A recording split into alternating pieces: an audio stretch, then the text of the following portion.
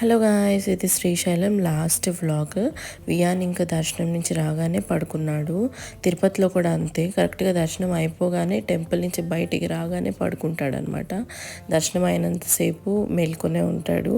And దాని తర్వాత ఇంకా బ్రేక్ఫాస్ట్ చేసేసాము. షాపింగ్ మ్యాండేటరీ కదా, అంతగా ఏమీ తీసుకోలేదు. ఇంటికి కావాల్సిన తోరణాలు అలాంటివి తీసుకున్నాము అంతే.